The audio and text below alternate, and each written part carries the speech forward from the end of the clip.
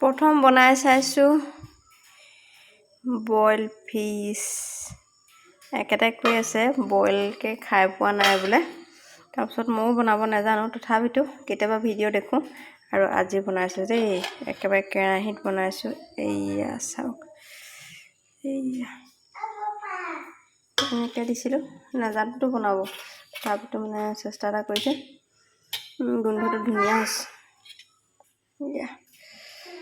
নমস্কাৰ, এতিয়া খাবলৈ লৈছোঁ চাহ আৰু এই ৰুটিকেইটা যে দেখিছে আমাৰ এখেতে বনোৱা দেই। আজিকালিনো কি মন যাবলৈ ধৰিছে জানো, নিজে নিজে ৰুটি বনাবলৈ ধৰিছে। মোৰ কিবা কাম থাকিলেও তেওঁ মানে ৰুটি বনাই লয়।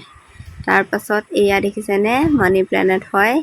মই এই বটলটো যে আমুল ফুলৰ বটলটো এনেই পেলাই যাবলৈ দিয়া নাছিলোঁ, তাতে মানে সেইটো পুলি দি থৈছিলোঁ, শিপা গৈছে। এতিয়া ভাবিছোঁ ইটো বটলতো এনেকৈ এডাল ডাল নি পানি আকৌ কৰিম বুলি ভাবিছোঁ। আৰু আমাৰ সোণ দেখিছেনে, এয়া চোতালত কেনেকৈ দৌৰি ফুৰিছে। এতিয়া একেবাৰে ৰাতিপুৱাৰ সময়, মইনাহঁত গৈছে স্কুললৈ। আৰু এতিয়া মই এইটো বটলতো এইডাল নতুনকৈ জীয়াই দিম। ধুনীয়া লাগে এনেকৈ মানি প্লেণ্টবিলাক ওপৰতে। এইটো দেখিছেনে ধুনীয়াকৈ বাঢ়িবলৈ ধৰিছে, ভাল লাগে। আৰু এইখিনি হৈছে আমাৰ সোণৰ খেলা বস্তু। য'ত যিমান বস্তু থাকে চব ইয়াতে থয়।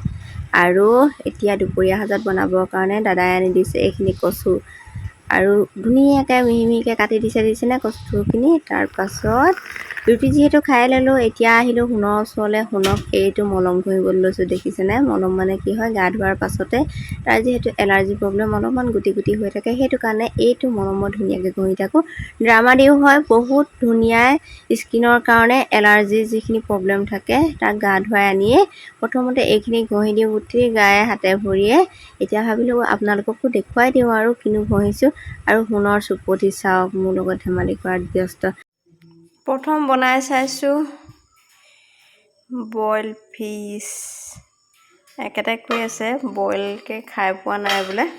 তাৰপিছত ময়ো বনাব নাজানো, তথাপিতো কেতিয়াবা ভিডিঅ' দেখোঁ আৰু আজি বনাইছোঁ দেই। একেবাৰে কেৰাহীত বনাইছোঁ।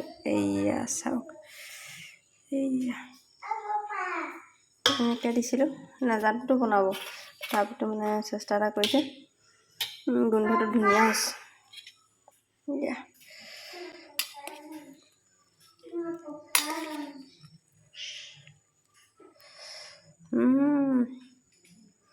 ধুনীয়া গোন্ধ।